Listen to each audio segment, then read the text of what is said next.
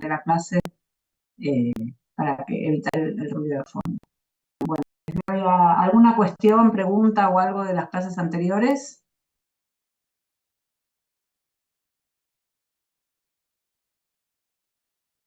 Bueno, cualquier cosa escriben en el chat.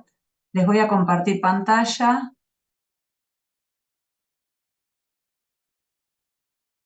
¿La ven todos?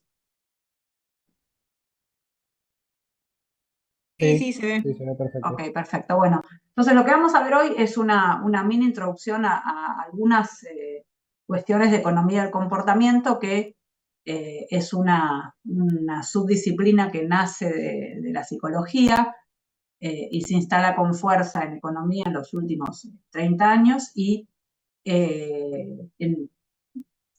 con, digamos, un poco más de manera más reciente, a partir de los años 2000, en temas de desarrollo. Entonces vamos a ver alguna partecita pequeña de qué entendemos por economía del comportamiento aplicado a juegos de laboratorio. Digamos, es una clase en todo el curso, así que es poco lo que se puede cubrir, pero como para que ustedes tengan una idea de cómo se usa esto cada vez más en temas de desarrollo y por qué es relevante. Entonces, lo que vamos a ver hoy es, bueno, lo que llamamos juegos de comportamiento en un contexto de laboratorio y por qué puede ser o no relevante para la evaluación de políticas públicas, en qué circunstancias se juegan estos juegos y qué miden. Una aplicación, un ejemplo para, digamos, para países en desarrollo que, digamos, buscaba contrastar con lo que se observaba en las economías de países de ingresos altos. Entonces esto, digamos, lo vemos de la clase pasada, que habíamos visto que en general hay varios tipos de experimentos. Nosotros nos vamos a concentrar en experimentos de laboratorio, que son en general juegos que se hacen en un contexto totalmente controlado. Nacieron, ahora les voy a contar un poco la historia, en universidades con estudiantes universitarios. Pero la extensión natural hacia países en desarrollo por ahí tiene que ver con que se jueguen o se haga una especie de contextualización con otro tipo de participantes. Porque una de las críticas que aparece al principio cuando se empiezan a jugar estos juegos de laboratorio es principalmente que el ambiente en el que operan los estudiantes o que cómo están los estudiantes o, digamos, cómo se encuentran los estudiantes puede ser distinto al ambiente en el que operan los individuos de países en desarrollo o, digamos, individuos también que no son estudiantes en cualquier contexto y podemos, digamos, tener otros resultados. Y esta fue una crítica que durante muchos años pesó sobre los experimentos de laboratorio.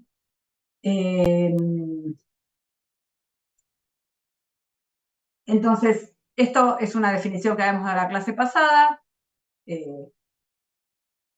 La idea de la economía experimental es que nos va a ofrecer métodos para testear hipótesis de comportamiento. En términos de estos juegos de laboratorio, es principalmente como un desafío a la micro más tradicional que tiene como, digamos, digamos, o complementa la economía tradicional en términos de pensar de qué dependen las preferencias individuales.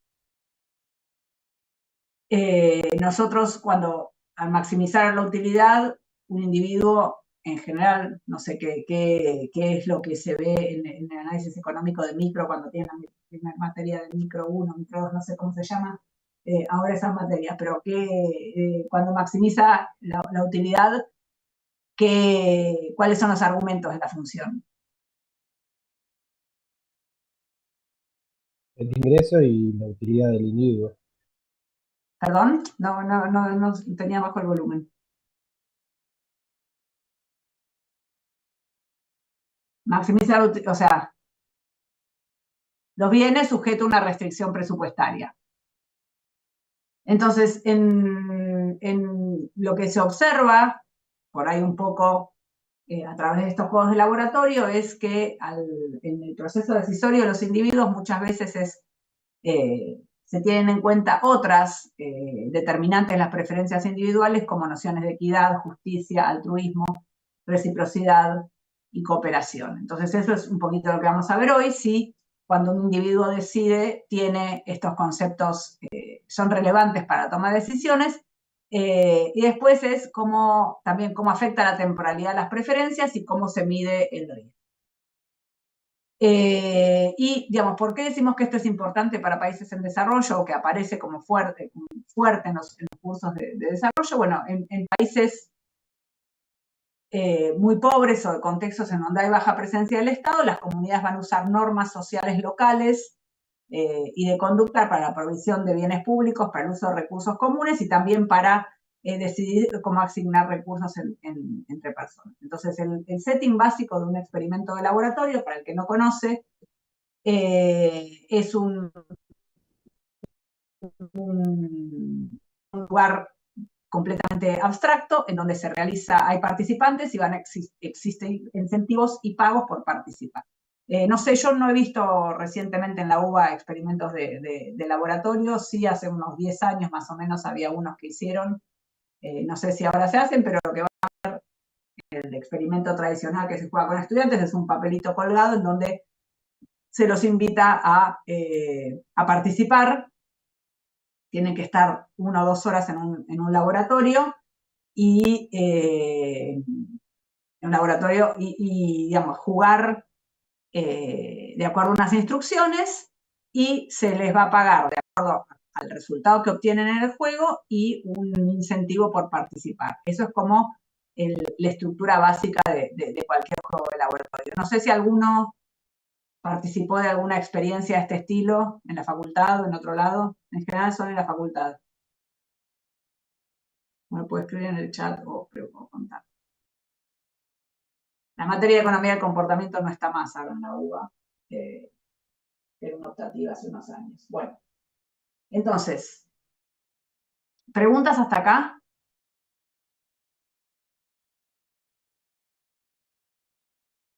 Bueno, entonces, un poco la motivación, y esto lo vimos en la clase pasada, es si se toman en cuenta nociones de equidad, o sea, nos importa que cuando nosotros hacemos alguna decisión maximizando nuestras preferencias, hay cuestiones de equidad al decidir y qué implicancias económicas tiene, digamos, pensar que en el sentido de justicia en el momento de decidir.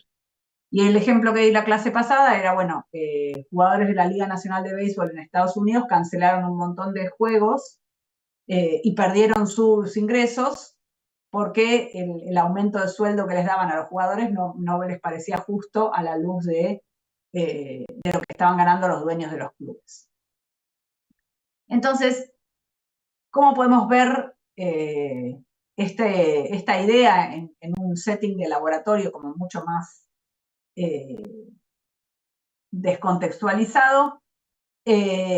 Aparece en los 80, en un laboratorio de psicología, un juego que busca testear esta idea de justicia, que se va a llamar Juego del Ultimátum. ¿Alguno lo escuchó nombrar? ¿Alguno lo jugó? ¿Alguno lo conoce? Sí, lo escuché en la historia del pensamiento económico. Bueno, historia del pensamiento económico. Hay un estudiante italiano, ¿puede ser? Dice que algunos estudiantes suelen hacer experimentos. Bueno, sí, en general cuando nosotros hemos hecho algunos hace unos años, antes prepandémicos. Entonces, el juego del ultimátum busca testear esta idea de justicia. Entonces, ¿cuál fue la contextualización original? Esto se jugaba con distintos participantes, el básico, porque después va a ser modificado, como vamos a ver, tenía 42 participantes y formados en 21 grupos. El jugador número 1 propone y el número 2 responde y recibían entre 4 y 10 marcos. Esto es pre-euro. Muchos de ustedes por ahí ni se acuerdan cuál era la moneda pre-euro o no habían nacido. Y cómo se estructura este juego. cada jugador número 1 o proposer tiene que sugerir una forma de repartir el monto. El jugador número 2 o responder sabe cuánto recibió. O sea que esto es una información totalmente transparente para los dos. Van a recibir entre 4 y 10 marcos. El jugador número 1, que llamamos proposer, tiene que sugerir una forma de repartir el monto y el responder tiene que estar de acuerdo. Si se rechaza la oferta, los dos se quedan sin nada. ¿Se entiende? ¿Alguna consulta, duda? Bueno, entonces, el equilibrio de Nash, pensando, digamos, ¿alguno tiene idea de cuál sería el equilibrio de Nash de este juego?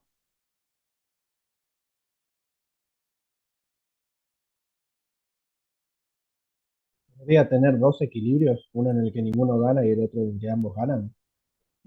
A ver, si ustedes, en realidad, una cosa va a ser el óptimo social, en donde, digamos, se puede, o sea, no hay, en este tipo, en el equilibrio de Nash de esto es, la teoría económica tiene una prescripción y vamos a observar otra cosa. Entonces, ¿qué prescribe la teoría económica? O sea, el responder tendría incentivos a aceptar qué tipo de sumas. Pensando en el framing que tienen ustedes cuando cursan micro. Cualquier suma que sea mayor a 0. Cualquier suma, un epsilon, es indiferente entre un epsilon y 0. Entonces debería aceptar sumas muy bajas.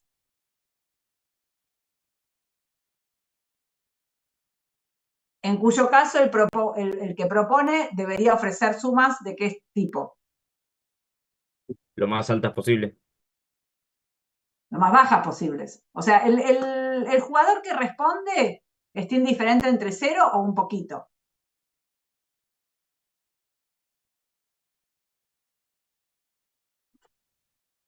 ¿O no? ¿Por qué piensan que tienen que ofrecer sumas muy altas? No, perdón. Yo decía que el proposer ofrece una suma muy alta para él y una muy baja No, para el sí, jugador número 2. está bien, o sea, sí, pero pongámonos de acuerdo en la terminología si nos entendemos mejor. Ahí entendí lo que dijiste. La suma que ofrece es siempre para cuánto se va a quedar el segundo, o sea, va a ofrecer una suma muy baja. Y el que responde no tendría muchos incentivos, estaría indiferente entre 0 o una suma baja. Entonces, la prescripción teórica de cómo se juega esto sería que se ofrecen sumas bajas. Acá está el dibujito. O sea, el jugador número 1 tiene 10 marcos, ofrece, se queda con 10 menos X, la jugadora número 2 tiene que aceptar, si acepta se queda con X y si rechaza se queda con 0.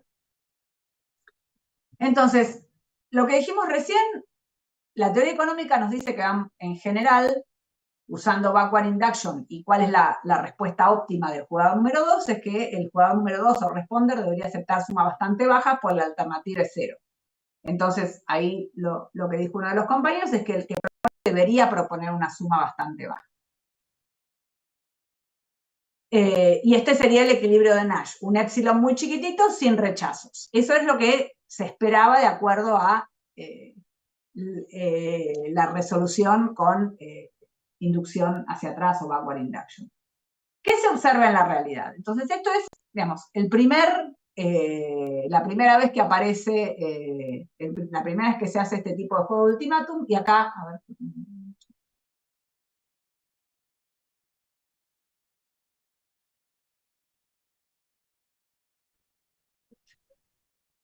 En realidad, el hecho que se quedan ambos sin nada es un activo para el responder, puede hacer perder todo al otro. Sí, ya sé, lo que pasa que, digamos, en un individuo racional, entre tener 0 y tener, digamos, si el otro le ofrece 10, puede rechazar y se quedan los dos con 0. O sea, desde el punto de vista de cómo lo resolvemos con el equilibrio de Nash que ustedes aprenden en micro, la oferta debería ser epsilon muy parecida a 0 y la persona no tendría incentivos a rechazarlo. ¿Por qué le va a ofrecer más y si le ofrece más algo que no le gusta, el otro igual tiene la opción siempre de tener 0? Entonces, ¿cuál es el resultado del primer juego de ultimátum que se juega en el primer experimento de los años 80? Acá tienen un gráfico que tiene en el eje de las Y la cantidad de participantes y en el eje de las X el porcentaje de la dotación inicial que se ofrece al jugador número 2. Entonces, ¿qué se observa en este juego? El gris clarito es la cantidad de participantes que ofrece una proporción particular y el gris oscuro es la cantidad de rechazos. Entonces, ¿quién me explica? ¿Está de acuerdo el gráfico con las predicciones que hicimos hace 2 minutos? Sí, no, ¿por qué? No, no pasa. No, no pasa. O sea, si vamos a la derecha, hay 7 participantes que ofrecen un 50-50 y no tiene rechazos. ¿Qué pasa con los participantes que ofrecen poquito? Epsilon, 10%, 15%, 20%. ¿Hay rechazos? Sí, tienen casi el Hay rechazos. 50% tienen Entonces, rechazo. esto, digamos, cuando se armó el primer juego, fue un hallazgo empírico importante porque lo que estaba mostrando es que los estudiantes que estaban jugando no jugaban como homo económico maximizador de la utilidad indiferente entre recibir epsilon y cero. Parecía que había otra cosa en el juego entre los dos individuos que estaba actuando en donde las ofertas bajas en general se rechazaban y bajaban la cantidad de rechazos en las ofertas que parecían estaban más cerca al 50-50 o más o menos. Ahí me acordé Entonces, ¿qué? ahí me acordé que en Micro 2 hicimos un juego parecido y ganaba como muy parecido a esto, terminaba el juego. Bueno, en general, digamos, esto, digamos, obviamente la validez externa o la replicabilidad de este tipo de experiencias es importante, entonces lo que se hizo fue repetir en una semana, porque fue una sorpresa, el patrón era parecido, ver si era robusto a que la gente estaba entendiendo las instrucciones, eso pasa mucho a veces cuando uno explica algo con cierta complejidad matemática, y se les daba un problema analítico más complicado antes para ver si era un problema que entendían las instrucciones y no pasaba nada. Seguían obteniendo los mismos resultados. Esto se va a replicar.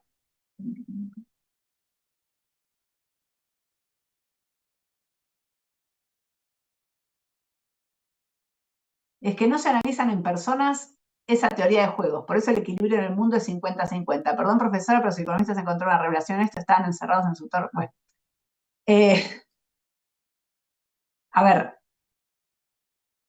Esto, como digo, cuando empieza, complementa al análisis económico tradicional, agregando, digamos, algunos otros determinantes en las preferencias sociales que por ahí hoy se tienen en cuenta en cualquier curso de economía del comportamiento.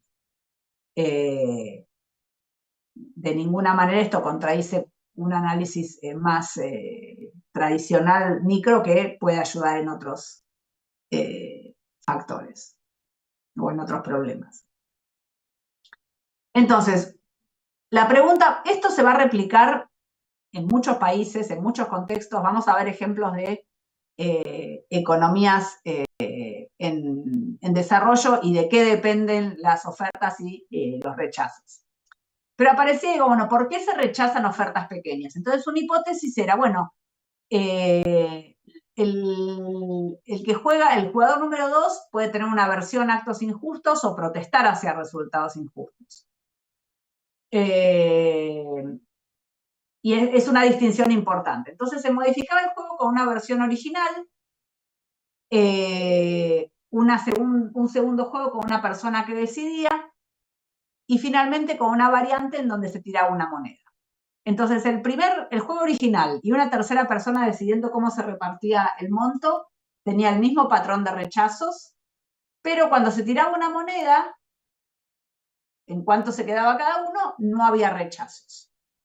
Entonces, una hipótesis que podemos tener es que las intenciones o la aversión hacia actos que son injustos en el reparto original son importantes en esta noción de justicia en observar rechazos. ¿Preguntas?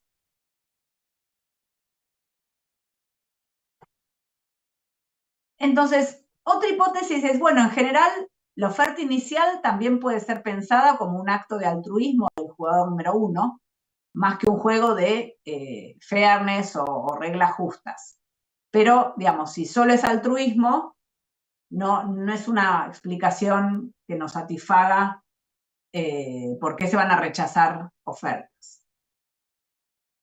Otra cuestión que apareció es, bueno, si quién propone, quién responde, es una cuestión de suerte y puede influenciar las ofertas, entonces se hicieron bastantes modificaciones mirando quién era el que proponía, el que respondía, sabiéndolo de antemano, cambiándolo, haciendo aleatorio, el patrón era siempre el mismo.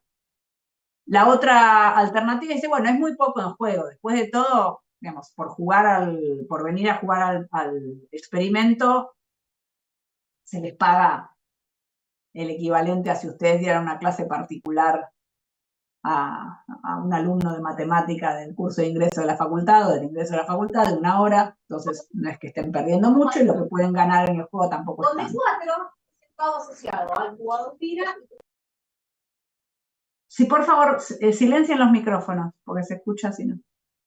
Entonces, que hay poco en juego en términos monetarios es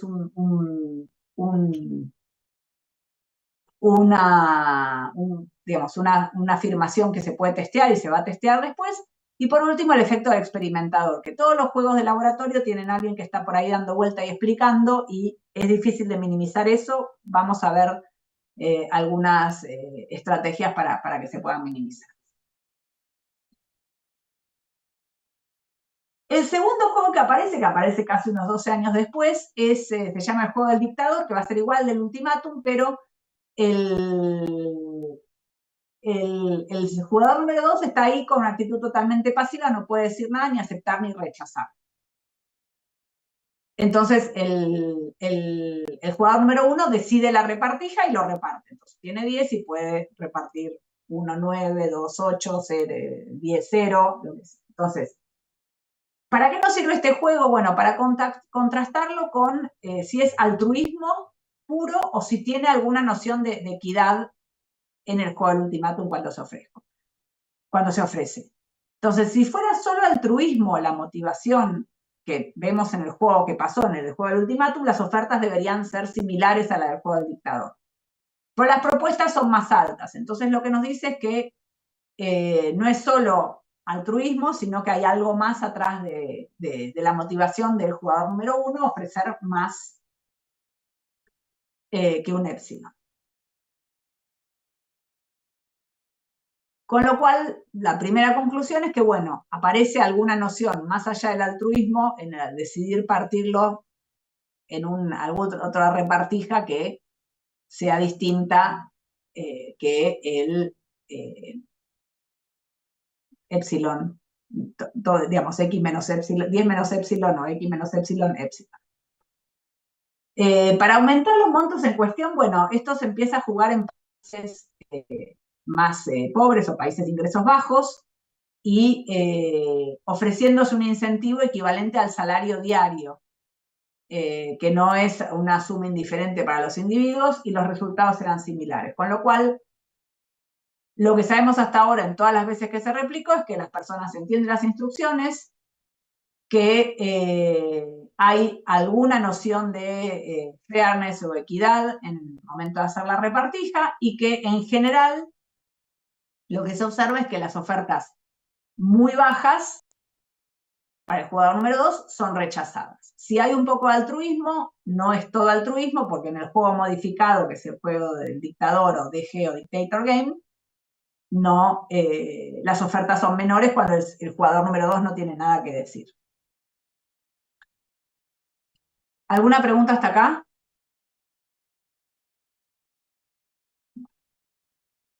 Como les dije, esto se replicó en su forma original y con variaciones en muchísimos ambientes, en universidades, fuera de las universidades.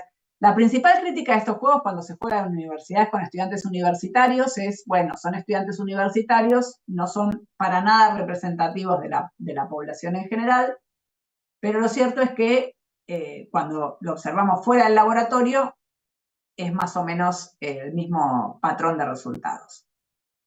Esto requiere, cuando ustedes quieren hacer alguna de estas cosas, que los resultados, los protocolos se jueguen de la misma manera, el que está planeando el juego pueda replicarlo, o sea, que uno pueda ir de un juego a otro comparando similitudes y diferencias, con lo cual tiene una parte de desarrollo del protocolo que la gente que hace este tipo de juegos le presta mucha atención. Y el primer estudio multipaís, con un esfuerzo enorme que aparece en 2004, que es de Henrich, que es una antropóloga y otros colaboradores, van a ir a jugar una variación de este juego en comunidades rurales en distintos países, bastante distintos, Perú, Kenia, Tanzania, bueno, ahí tienen la lista, y van a hacer rondas de juegos de Ultimatum Game. Entonces, si nosotros pensamos que, digamos, ¿qué predicciones, o qué se observa hasta ahora en los juegos? Si alguien me puede hacer un resumen hasta ahora. ¿Cómo son las ofertas? En general, observamos ofertas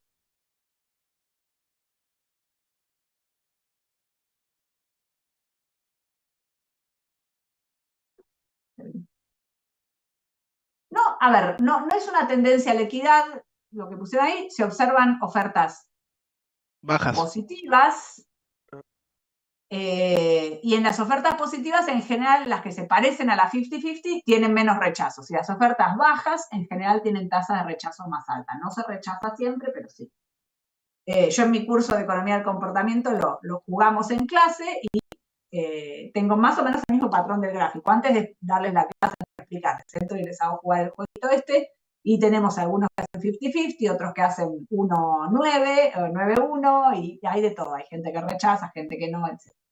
Entonces, la idea de este juego es, bueno, a ver, nosotros vamos a ir a hacer este experimento en lugares que tienen distintas estructuras económicas, y para ver si el patrón de cómo se reparten los montos tiene algo que ver con las estructuras económicas subyacentes de cada comunidad en donde se juega.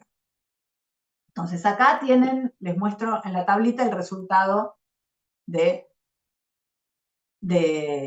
juego que se repitió en tantas comunidades. Esto es un esfuerzo, digamos, empírico importante de hacer, porque hay que garantizar que los protocolos están traducidos de la misma manera bien en todos los países. O sea, no es una cosa que el método de reclutamiento de participantes es igual en todos los países, que es comparable.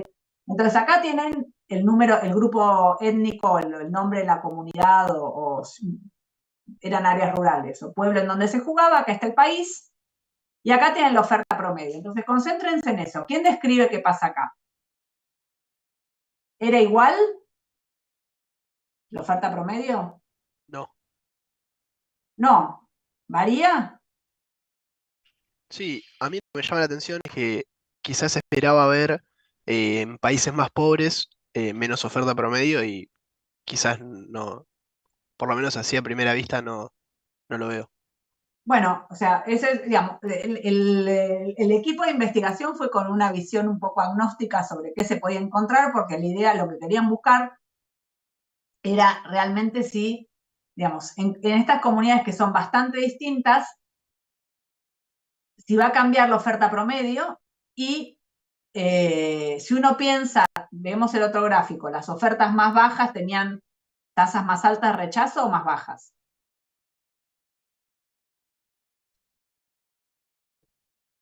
Más altas de rechazo. Más altas, bueno. Fíjense, acá pasa eso, está la moda, bueno, acá está la moda, pero ¿qué pasa con las tasas de rechazo? Fíjense, en Perú, que tengo la oferta promedio más baja, la tasa de rechazo es baja también. Y después la tasa de rechazo es baja, pero tengo tasas de rechazo también altas con ofertas más altas. O sea, no hay una relación que me diga que cuando yo mejoro la oferta, la tasa de rechazo va a ser más baja. Y esto, digamos, esto sí fue, digamos, un hallazgo interesante, porque dicen, bueno, ¿por qué hay comunidades en donde se ofrece poco, como la primera que tengo en Perú, y la tasa de rechazo es muy baja? ¿Y por qué hay comunidades en donde se está ofreciendo casi el 50%, o 43%, como acá en Nueva Guinea, y tengo tasas de rechazo altas, y acá en donde ofrezco más que el 50%, también tengo tasas de rechazo? Entonces esto fue, digamos, como una especie de puzzle para los investigadores, y lo que van a hacer es correlacionar, esto no es causal ni nada, correlacionar la oferta promedio con distintos atributos de las comunidades y de las economías de las comunidades. Entonces, el nivel ofrecido varía por comunidad, y lo que veían en lugar, digamos, estos son puras correlaciones. Una de las cosas que explicaban más la tasa promedio de oferta, digamos, el ofrecimiento al segundo jugador y la tasa de rechazo dependía directamente de cuánto importaba la cooperación en actividades diarias. Las comunidades más integradas, en donde las actividades económicas dependen de otro, tenían en general ofertas más altas. Fíjense que la comunidad de Perú es los autores explican que es una comunidad de pescadores que tenían muy baja interacción con otros individuos más allá de sus familias. No había casi actividades de mercado o de intercambio de productos, entonces las ofertas eran más bajas y también eran más bajas las tasas de rechazo. Como contrapartida, cuanto más integrados estén los mercados, o sea, cuanto más se dependa del mercado para las actividades diarias, piensen que estas son todas comunidades pobres con gran parte de economía de subsistencia, pero así todo hay algún intercambio de mercado, más altas sean las ofertas promedio. Un hallazgo importante, y hay bastante literatura que va a correlacionar el monto promedio de la oferta y la tasa de rechazo de acuerdo con digamos, cuán importante sea la actividad, la pseudoeconomía de mercado en las actividades diarias. Como que eso importa, digamos, al tener que ir y comerciar y repartir, digamos, o vender o comprar algo con otras personas, las nociones de equidad y justicia parecían más relevantes cuanto más integrados estuvieran los mercados. Esto, digamos, es un hallazgo importante de haber replicado esto en varios países. Acá hay otro ejemplo también que, digamos, hacen un juego de dictador en un programa que había tenido, era un estudio aleatorizado controlado para unas becas en escuelas secundarias de países pobres, no me acuerdo si es en Uganda o en África, y lo que muestran es que las personas que tenían más educación y habían conseguido trabajos mejores, en general tenían ofertas más altas. Este paper, digamos, no escapa a los contenidos del curso, para el que le interese un poco de cómo se puede aplicar este tipo de experimentos a países en desarrollo, es como de los primeros que apareció y es súper interesante, así que lo pueden ver. ¿Preguntas hasta acá?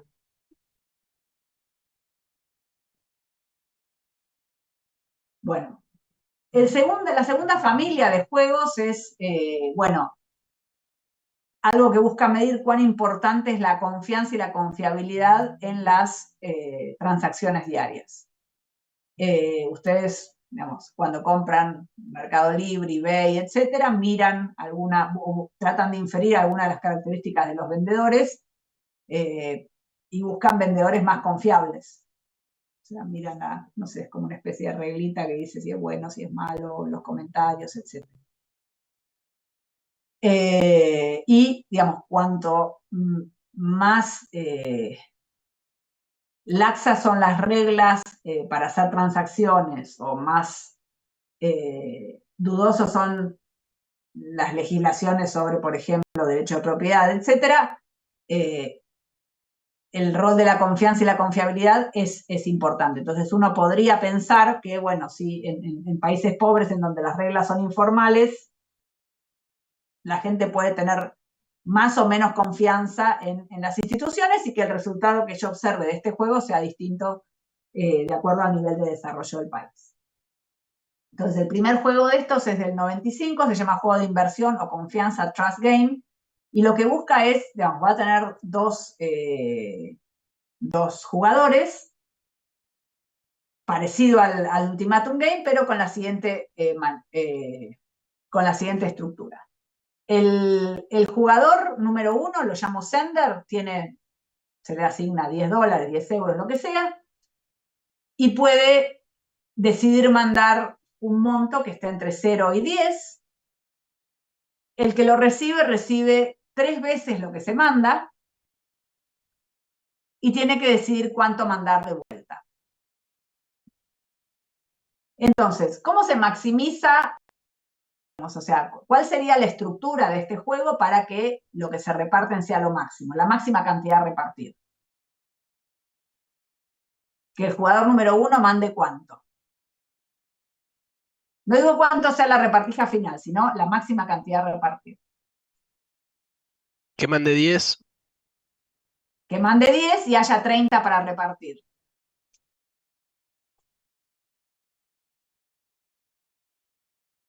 Ese sería, digamos, el jugador número 1 tendría que mandar 10 y después vemos cómo se reparte. Ahora, si no hay nadie para hacer el enforcement de esto,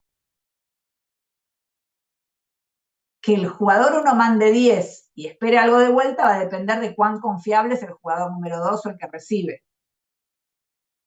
Entonces, si volvemos a hacer backward induction, tenemos que medir la confianza en los dos sentidos. Si la persona confía, si el jugador número 1 confía en el número 2 y si la persona número 2 es confiable. Entonces se espera que el que envíe no envíe nada, porque el otro cuando recibe todo tiene todos los incentivos a no mandar nada de vuelta. Entonces, digamos, cuando se hace este juego, lo que se esperaba era que el jugador número 1 mande 0. Y acá está el patrón del primero que se jugó. Esto es la primera vuelta, o sea, cuánto se envía. Y lo que vamos a ver es que entre los 32 participantes hay, digamos, 5 que mandan todo, y después en general mandan bastante, o sea, hasta 20 participantes mandan más o menos la mitad. Y hay 2 que juegan de acuerdo al equilibrio de Nash y no mandan nada. Entonces, uno de los primeros cuestionamientos de esto es por qué aparecía, o sea, ¿por qué aparecen estas ofertas? Que contradicen un poco la idea de solución del juego por backward induction, donde se espera que cuando el que recibe lo que recibe, se lo multiplica por 3 y se lo OK, y no tiene ningún incentivo a mandar de vuelta. Esto es, a menos, digamos, todos estos juegos se juegan sin comunicación previa, no se pueden poner de acuerdo. Igual, aunque se pongan de acuerdo, tienen como incentivos a desviarse si no hay ningún tipo de penalidad. O sea, ahora hay una literatura que busca ver cómo se pueden sostener los equilibrios en donde se maximice el monto a repartir y hay incentivos para que el jugador número 1 mande el monto que maximiza el monto a repartir. Pero, digamos, esa es como otra especie de literatura un poco más nueva. Entonces, ¿se repitió el juego del Trust Game o el TG, como puse ahí? Sí, todavía hay miles de repeticiones adentro y afuera del laboratorio, etc. La teoría, digamos, la teoría del Trust Game lo que dice es, bueno, hay mucho riesgo en que el jugador, digamos, como los incentivos del que recibe es quedarse con todo, las ofertas que se van a hacer son bajas. Podemos pensar en el problema principal a gente que vieron en micro, pero bueno, todos los experimentos hechos con Trust Game en general contradicen un poco lo que uno espera del equilibrio de Nash y hay ofertas positivas y altas respecto del primer jugador. Entonces, digamos, con lo que vimos hasta ahora, la mayoría de los experimentos contradicen o por lo menos nos hacen pensar que hay otros determinantes de las preferencias sociales al decidir que pueden ser importantes. En el dictador y en el ultimátum tenemos altruismo y nociones de justicia. En el juego de la confianza y confiabilidad, realmente, digamos, el riesgo asociado con que el jugador 2 puede carecer o no ser confiable. La tercera familia de juegos lo que tiene que ver con... ¿Preguntas hasta acá? ¿Comentarios?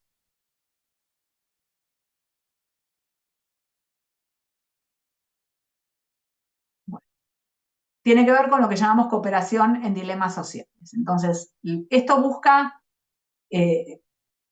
pensar un poco en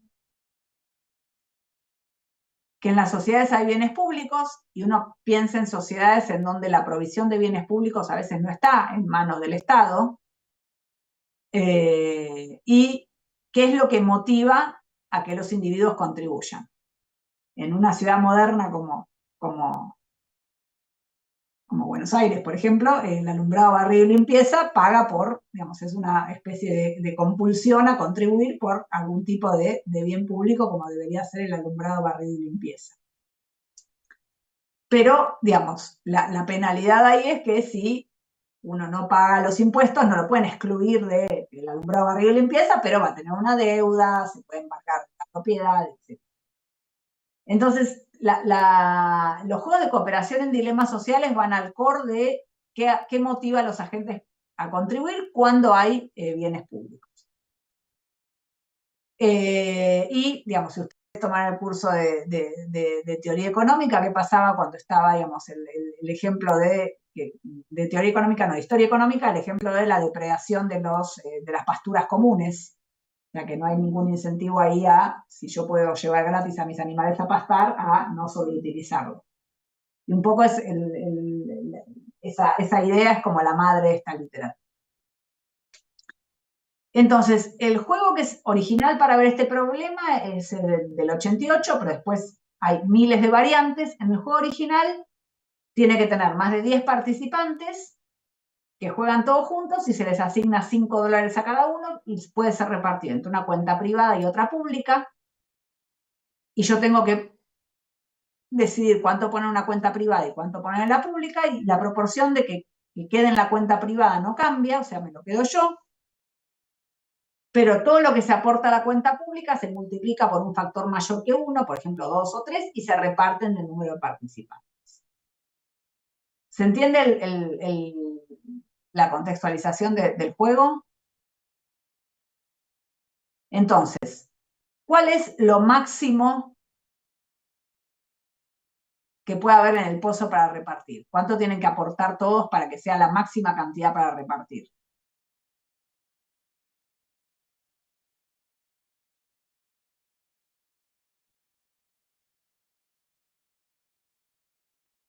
¿50 puede ser? Bueno, en ese, a ver, 10 por 5, 50, pero se multiplica por 2. O sea, si todos aportan 50, el pozo va a tener 100. O sea, lo máximo que puede haber en el pozo es que todos aporten todo. Ese sería el óptimo social para repartir la máxima cantidad posible. Si hay 100, cada uno después en la repartija se reparte proporcionalmente, recibiría 10. Ese es el óptimo social. ¿Cuál es digamos, qué pasa en ese contexto? Yo tengo incentivos a sacar los pies del plato. El problema del free riding, a no contribuir, a quedarme con mis 5 y esperar igual que me repartan los 90 que queden en el pozo. Entonces, el óptimo social es para 20 participantes con 5 cada uno, que todos contribuyan y se repartan 200, si son 20, ¿no? En la filmina anterior decía 10, que es lo mínimo que pueden tener. Y le quede 10 a cada jugador. El problema es que hay incentivos a desviarse y a hacer free riding, y ese es el dilema social, porque en el equilibrio de Nash, si yo espero que la gente se desvíe, nadie va a contribuir. Entonces, el equilibrio de Nash no coincide con el óptimo social y eso es un problema. Entonces, cuando se plantean estos juegos de laboratorio, lo que se observa es que hay contribuciones positivas. Las contribuciones son positivas, más o menos del 50% de lo que tiene cada persona, con gente que contribuye el 100% de lo que le dan o el 0%. Entonces, esto es, digamos, como se verifica en los otros juegos, una desviación importante de si se juega o no el equilibrio de Nash. Y esto no cambia con la composición del grupo. Yo puedo hacer jugar conocidos, extraños, etc. Las contribuciones son en general de entre 40 y el 60%, como dije, con individuos que contribuyen de 0 a 10. Entonces, este juego tiene 10.000 variaciones. ¿Qué pasa si yo le digo, bueno, ustedes van a jugar esto 3 veces o 4 veces? Y al final de cada ronda anuncio los resultados, las contribuciones caen. O sea que, por ejemplo, al principio hay 60% de contribución, después hay 50%, después hay 40%. Y eso, si yo anuncio el resultado de cada ronda, lo que se verifica, independientemente del contexto en donde se juegue, esto como dije, se ha repetido un montón de veces, van a caer. Entonces, las intrigas o los pasos de eso, bueno, ¿por qué no hay free riding desde el principio? Uno va a decir, bueno, la gente puede ir aprendiendo, al principio no sabe y después va convergiendo hacia el equilibrio de Nash. Esto pasa siempre, como dije, independientemente de si los grupos se conocen o si son extraños. No pasa, digamos, si yo no anuncio cuánto se contribuyó al final de cada ronda, las contribuciones se mantienen. Y eso es importante, o sea, digamos, lo que nos indicaría es que los individuos quieren aprender algo de cómo está jugando el resto del grupo y toman esa información digamos, esa información es relevante en el momento de decidir cuánto van a contribuir en la ronda que sigue. Si no tienen esa información, como que no cambian su comportamiento. Y otra cosa, hay variaciones en donde las contribuciones caen, se anuncian, pero después dice, bueno, ahora terminó el juego, vamos a jugar 2 rondas nuevas, vuelven a aumentar. Entonces, eso era, digamos, una sorpresa que no se puede explicar por qué pasa. ¿Qué explicaciones se dan para eso? Bueno, Matthew Raven, que es hace economía del comportamiento, perdón. El anuncio de la contribución está desagregado por cuánto aportó cada individuo y no simplemente el total recaudado. Bueno, hay variaciones de las dos. Hay juegos que tienen específicamente lo que se llama shaming, que es, a ver, tengo acá nombres. Antonio Deschert no contribuyó el 20% y Franco puso el 100%. Estoy leyendo los nombres del chat. O hay juegos en donde se dicen las contribuciones totales. En general, la mayoría de los juegos dicen las contribuciones promedio, pero también hay casos en donde hay como una especie de shaming o hacer sentir mal al que contribuyó poco y bien al que contribuyó mucho, o se anuncia. Hay variaciones de los dos. Pero en general, aunque se diga el promedio de la contribución, si eso se sabe, los individuos toman esa información y la contribución va a caer en la ronda siguiente. Entonces, la principal explicación alternativa para eso es que, bueno, los individuos se dan cuenta que hay resultados múltiples y que lo tienen que coordinar. O sea, saben que eso lo dijeron hace un rato para el juego de Ultimatum, saben que hay un resultado en donde nadie contribuye y un resultado en el que contribuye. El tema es que yo no sé cómo van a jugar los que están jugando. Entonces, los que contribuyen inicialmente no es que sean altruistas, sino que son cooperadores condicionales y contribuyen pensando que el resto van a contribuir. Pero no, por eso necesitan la información de cuánto se contribuye en cada uno. Tengo optimistas, tengo free riders y tengo individuos en el medio. Entonces, como les dije, si no hay learning, si no se conocen los resultados después de cada ronda, las contribuciones no caen. Si hay un castigo monetario o no, las contribuciones aumentan en todos los grupos. O sea, si yo castigo, ya sea anunciando a quien no contribuyó o pongo un castigo monetario, en general aumenta las contribuciones. ¿Qué otros mecanismos, más allá del castigo, sostienen el nivel de contribución? Que puedan hablar los participantes se puedan poner de acuerdo, ahí no se le puse contribución. Que haya un líder que explique cuál es el óptimo social. Y hay estudios un poco más limitados de ver, de estudiar redes o redes sociales adentro del experimento, y si hay alguna persona que por ahí es muy influyente y dice, bueno, contribuyan, las contribuciones se van a sostener. Pero principalmente si yo dejo que los participantes se pongan de acuerdo, puedo sostener un nivel de contribución más alto. Preguntas, bueno, este también se ha jugado en miles de contextos.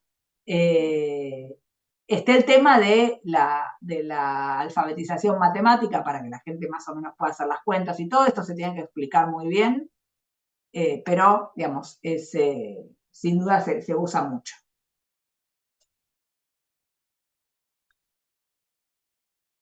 Bueno, hay ejemplos en parques nacionales, se ha hecho esto con gente que visita parques nacionales, etcétera.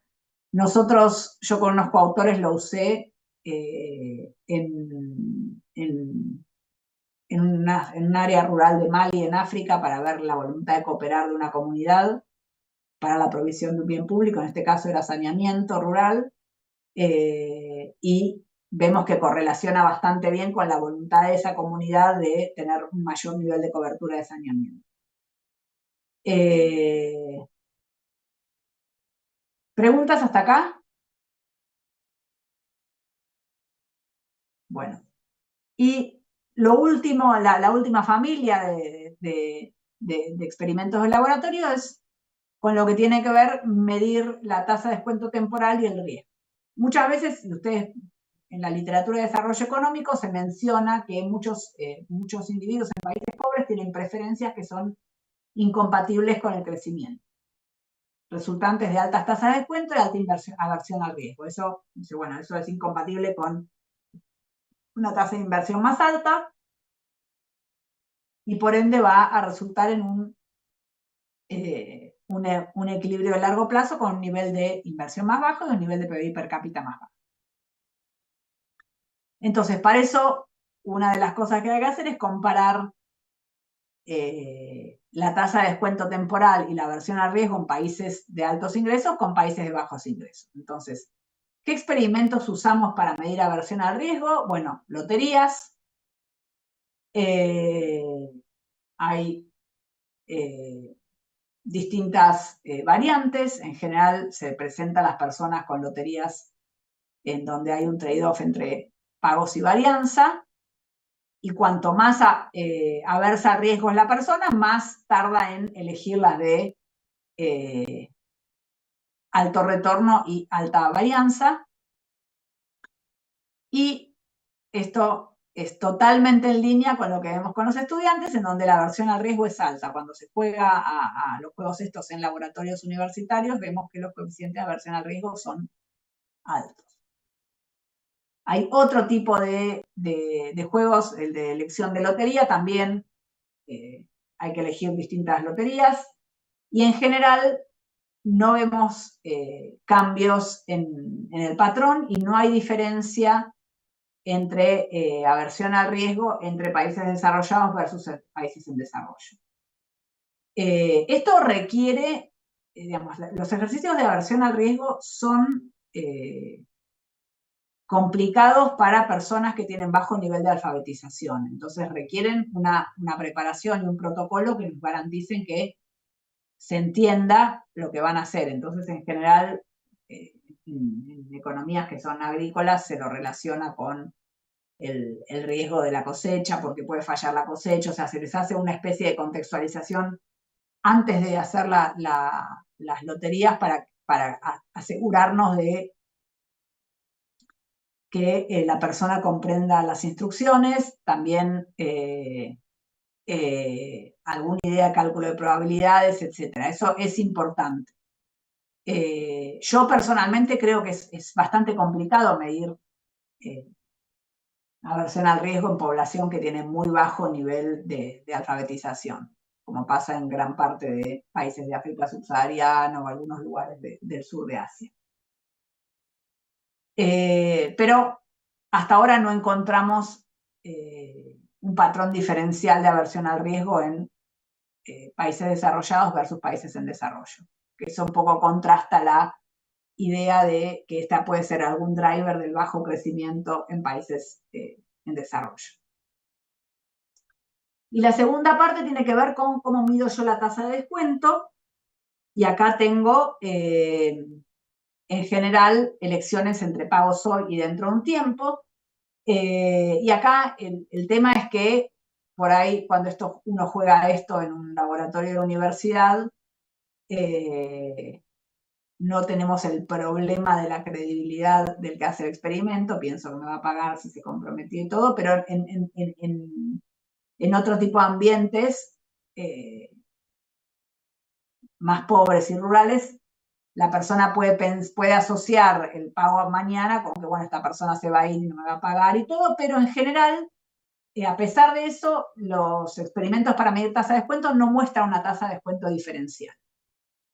Entonces, empíricamente esa idea de la diferencia entre tasa de descuento y aversión al riesgo, no, entre países desarrollados o países en desarrollo, entre gente más rica y gente más pobre, no parecería verificarse.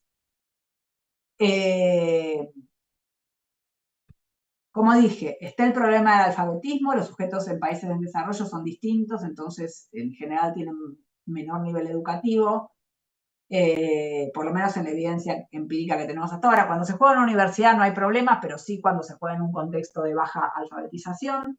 Entonces, los cálculos de probabilidad del orden de los participantes hay que tener eso en cuenta al momento de decirlo. Por ejemplo, el que yo hice en Mali, las instrucciones eran dibujos, no había nada era escrito, porque mucha gente era analfabeta. El tema de la credibilidad del experimentado en protocolos, idiomas, las instrucciones, matemáticas de experimentos, premios, y eso es importante.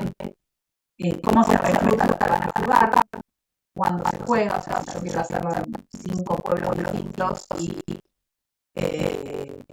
lo hago en distintos días de la semana, puedo tener problemas. O sea, si uno cae en un país musulmán a hacer experimentos un día viernes, va a ser más complicado que hacerlo un día de semana. Si hay un día de semana y los hombres están trabajando en el campo, no solo mujeres, entonces deja de ser representativo.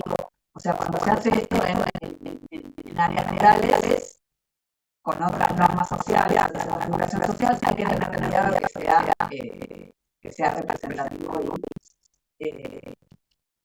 y comparable. ¿Preguntas?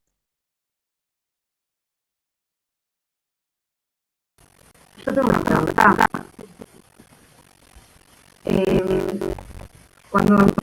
Cuando hacen este tipo de experimentos, los resultados dan que en zonas menos desarrolladas, que hay más aversión al riesgo y tasas de descuento altas.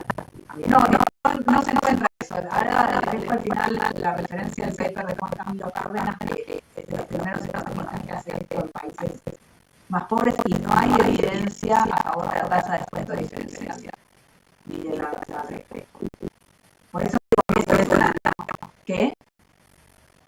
Y eso no puede tener alguna relación con que, por ejemplo, si se hace en laboratorios, como que el riesgo real, capaz en laboratorios de países más desarrollados, el riesgo real es más bajo. O sea, el premio es antes de eso, como para que la gente quiera, o sea, revele en algún punto su preferencia.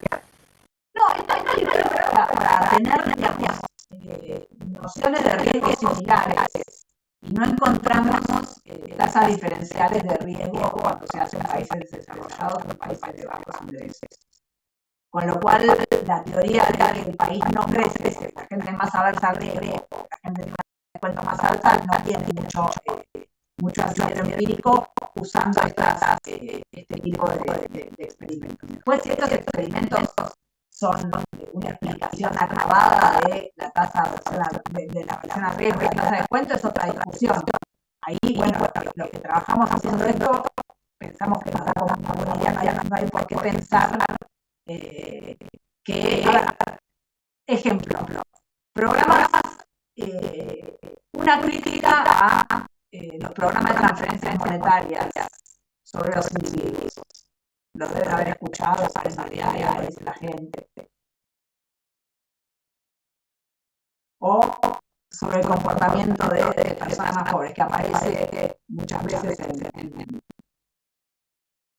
en los programas o en Twitter, creo yo. A ver. Muchas veces dice, bueno, el pobre es pobre porque no ahorra, porque tiene una tasa de traducido tiene una tasa de descuento muy alta, entonces no ahorra. Bueno, la literatura de juegos de laboratorio o de experimentos hechos así no abona esa teoría.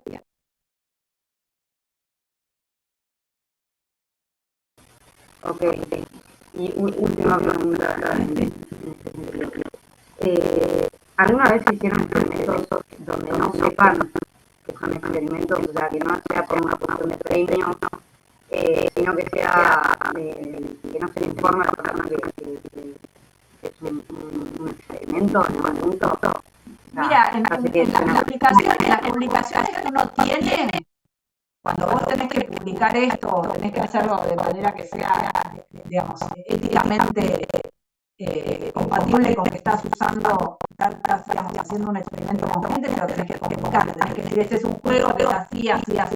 Por ahí el frame o el contexto es bastante abstracto. Cuando yo hablo con mis estudiantes, no les cuento, les decir, bueno, vamos a jugar un juego, usted se juega con el precio de $10, y bueno, $10 no. Y además yo no lo hago con plata por un problema en la universidad, ¿no? Pero bueno, usted va a tener $10 ficticios y lo tiene que repartir, y la persona, el jugador número 2, puede decir que acepto o que no, y después el pago es con caramelo o chocolate, ahora cuando tenga.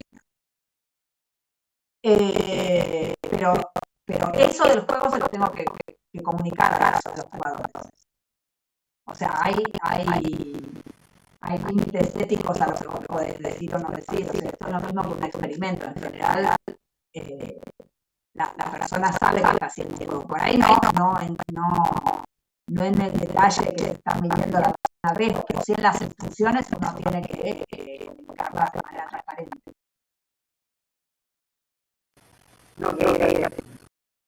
Bueno, entonces, resumiendo, hay un conocimiento limitado de los determinantes y de estabilidad de las preferencias sociales. ¿Por qué? Porque, bueno, la gente pretendería tener en cuenta nociones de equidad y de justicia al decidir. Sí, muchas veces hay cierta correlación entre los resultados que observamos con ciertos resultados económicos. El rol de la información es importante. Ya vimos en los juegos de dilemas sociales que la difusión de la información es importante. Si yo digo cuánto contribuyeron o no, altero el nivel de contribuciones. Tengo estos operadores condicionales que van a contribuir, si ven, al principio contribuyen, pero después van a ver si el resto contribuye o no para seguir contribuyendo, entonces eso es importante.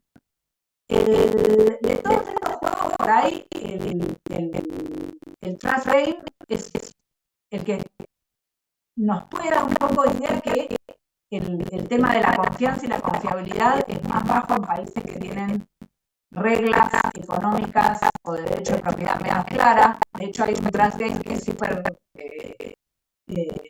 importante, que uno piensa que va a ser al revés y los resultados contradicen a la teoría, que es que ahí se juega en un supermercado, no me acuerdo en qué país era, pero en países desarrollados, y en ferias en países pobres, y una persona está en la cola. Este sí es, ahí con Manuel aclarando si no se sabe nada, bueno, este sí es un poco,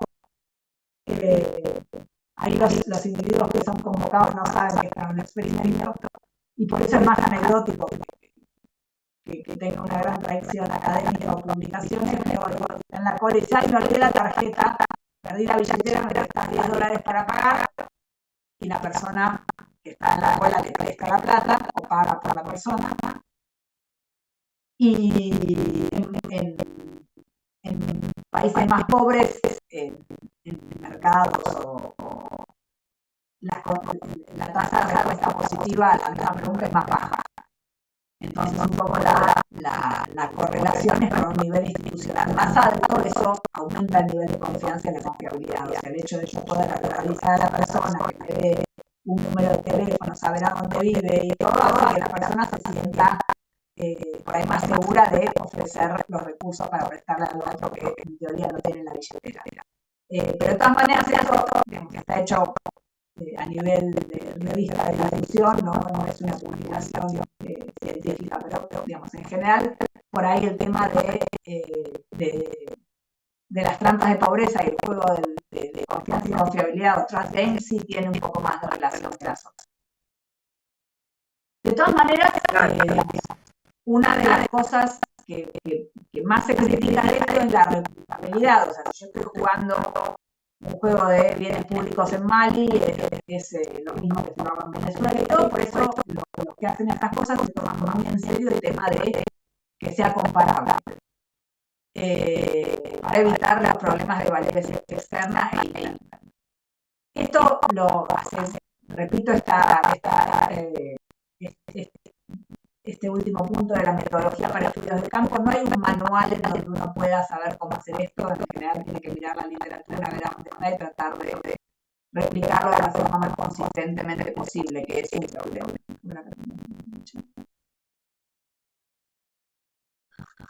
Bueno, el que le gusta más este tipo de experimentos, siempre que uno, digamos, cuando uno hace experimentos se tiene que mantener dentro de ciertos alineamientos éticos sobre lo que se pasa sobre personas que no son de manera voluntaria el sujeto del estudio, ¿no? Entonces, esto nos pone límites éticos importantes, por suerte. ¿Cómo se puede usar en una evaluación de impacto, por ejemplo? Bueno, si yo tengo cualquier tipo de programa social o programa de gobierno, buscan cambiar ciertos comportamientos para obtener resultados. Entonces, por ejemplo, yo puedo usar juegos y experimentos que me puedan brindar datos sobre incentivos, instituciones, etcétera, para grupos de mujeres. Por ejemplo, Progresa, que vimos la clase pasada de México, la clase pasada que conmigo, le dé dinero a las mujeres. O sea, había como una especie de creencia que las mujeres van a gastar mejor la plata en la educación de los hijos. Ese es como un prior que no tiene mucho asidero científico, a ciencia cierta, pero cuando se diseñó el programa se asignan a las mujeres. De hecho, muchos programas sociales los cobra la madre. Por distintos motivos, en algunos países porque se cree que la madre va a estar mejor, en otros porque en general la madre vive con los chicos y en muchos hogares en donde el padre no está en el hogar, pero bueno, ¿por qué invierten más las mujeres en los hombres? Es altruismo, hay una tasa de descuento histórica que los hombres, etcétera. Eso es importante y en este, digamos, para responder esas preguntas del diseño del programa, tener estas herramientas son o medios de tasa de descuento para programas de ahorro de grupos más pobres. Por ejemplo, yo trabajé en un experimento en Uganda, en donde UNICEF tenía un programa de microcréditos para jóvenes que estaban en situación de vulnerabilidad, para que hicieran microemprendimientos. Y el problema grande de UNICEF es que los jóvenes no demandaban el crédito que según ellos era maravilloso. Y eso pasa muchas veces. El programa social de asistencia se diseña sin tener mucha idea de cuáles son los requisitos o las necesidades de los beneficiarios, y lo que tenían era que tenían fondos disponibles y los jóvenes no lo demandaban. Y en un gobierno tener plata y no gastarla es peor que no tener plata. Digamos, para las agencias internacionales, o sea, uno que va a trabajar en agencias de desarrollo y todo, sépanlo de antemano. Entonces, con una universidad de allá y un grupo de investigadores, nos preguntaron, bueno, a ver, si nosotros los jóvenes no demandan este crédito porque no están capacitados o qué pasa. Entonces ellos diseñaron un training o unos módulos de entrenamiento en donde le contaban a los jóvenes cómo pedir el crédito, cómo hacer un cash flow, un plan de negocios, cómo establecer una mínima estructura para pedir la plata. Y dijeron, bueno, con esto esperamos que los jóvenes se informen cómo hacer un plan de negocios y aumente la demanda de crédito. Entonces ahí la sugerencia fue, como este entrenamiento es costoso para UNICEF y para el gobierno, hagamos un experimento en donde en la primera etapa se selecciona aleatoriamente unos que puedan pedir el crédito directamente y otros que tengan que pasar por el training. Y yo, digamos, tenía en el fondo de la cabeza, y bueno, hay algo de riesgo, que, digamos, uno de los motivos por los cuales los jóvenes no demandan este crédito es porque tienen una tasa digamos, una versión a riesgo alta, y por eso no están demandando. Entonces, por ahí, lo que decían los UNICEF es que el entrenamiento lo que hace es bajar esa percepción por el riesgo, porque ahora tienen cómo hacer un cash flow, un plan de negocios, y eso los va a hacer sentir más seguros, y esperaban que el grupo que tuviera entrenamiento subiera su demanda de crédito. ¿Qué pasó? ¿Alguno que adivine?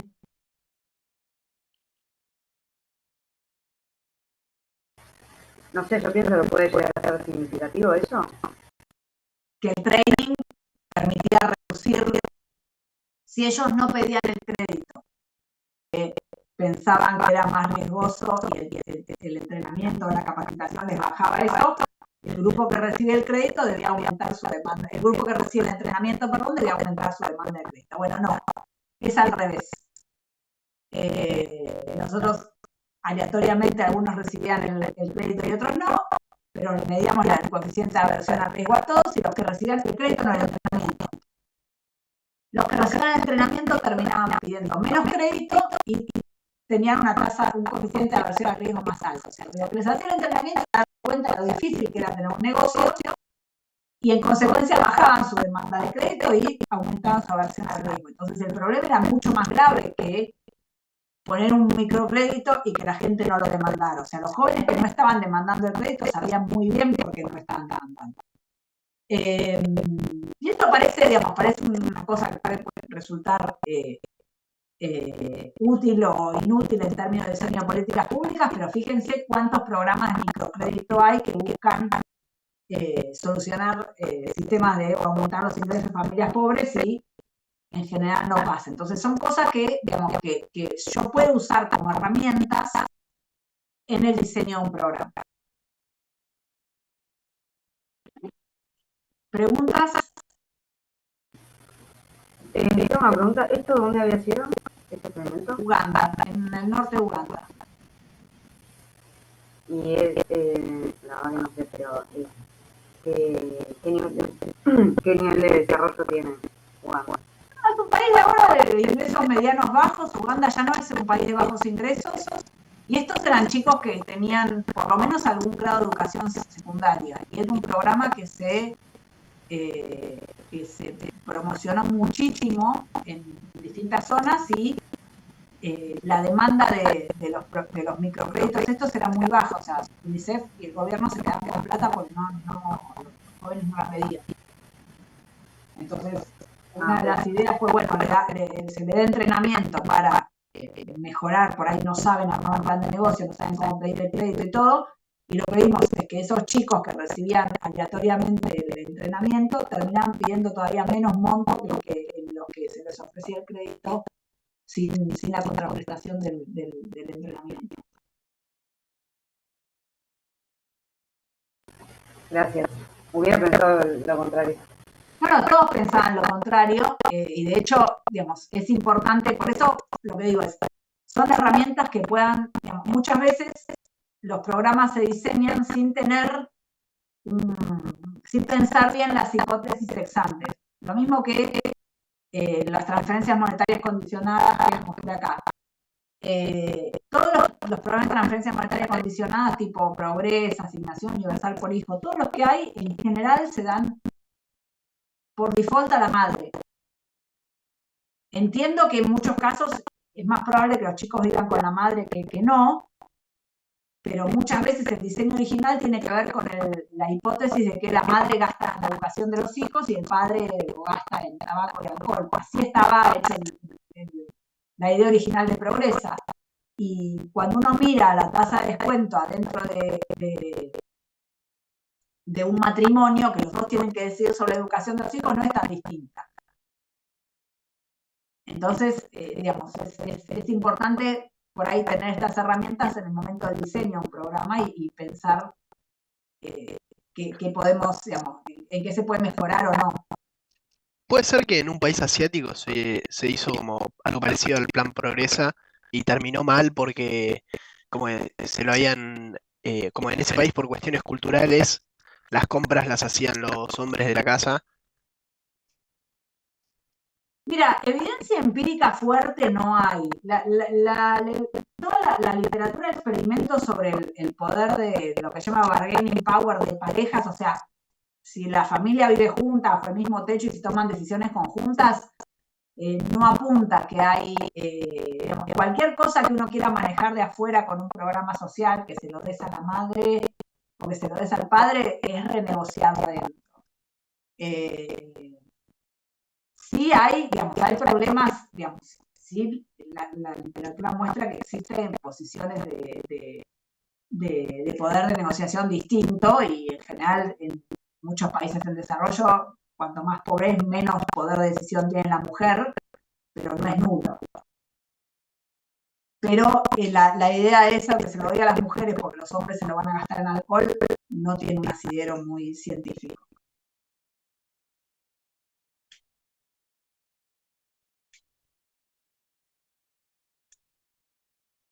Bueno, preguntas.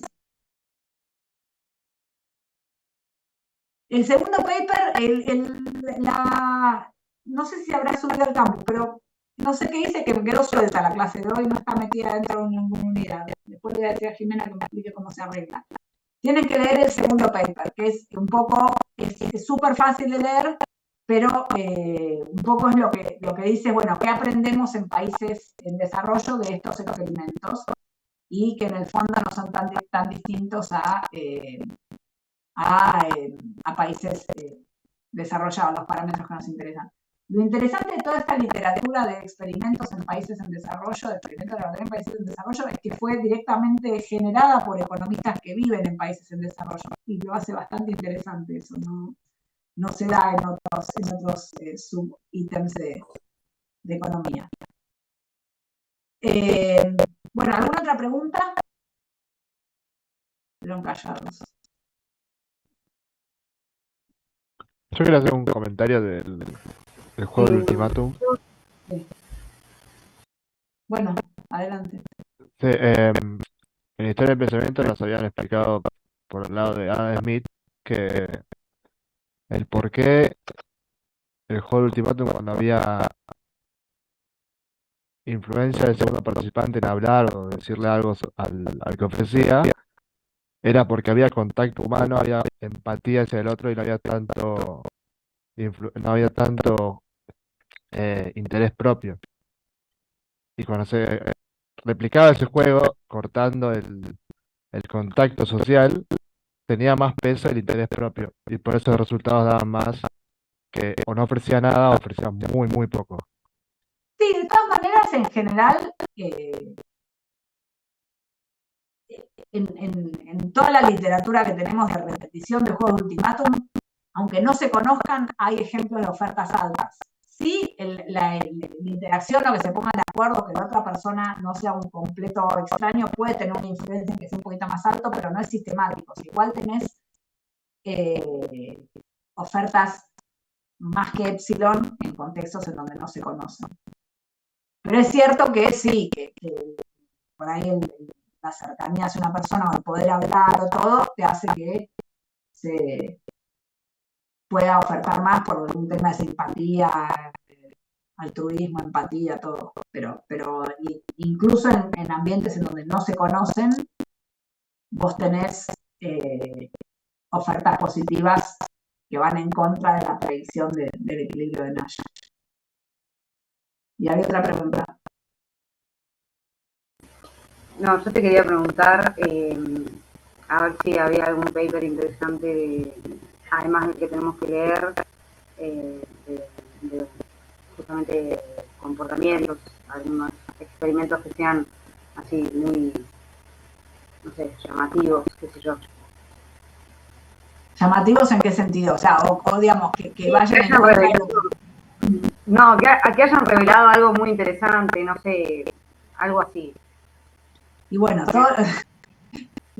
ahí, fíjate, tenés el Journal of Economic Behavioral Organization, que tiene muchos experimentos, Experimental Economics, lo podés buscar por journal o poner. Los autores que mencioné tienen como muchas cosas. El libro ese que puse como optativo, que es el que va a ser la clase, ese hace como un panel bastante grande sobre los experimentos, lo que sabemos de experimentos hasta ahora. Buenísimo. Y esto es todo el de economía, o sea, el desarrollo. Sí, a ver, en general siempre se parte del original, que fue en un país desarrollado, y después se fue extendiendo hacia países en desarrollo. Lo que sí es importante es que cómo enganchar esta literatura con, digamos, bueno, relacionarlo con los resultados que yo observo en términos de oferta promedio en el dictador y en el ultimátum, contribución promedio en los dilemas sociales, nivel de confianza y confiabilidad, riesgo y todo, cómo eso se correlaciona con condiciones económicas, me parece que es algo importante para tener presente cuando estudias desarrollo económico, que muchas veces en los cursos quedan un poco por, digamos, dejado de lado. Muchas gracias. ¿Alguna pregunta más?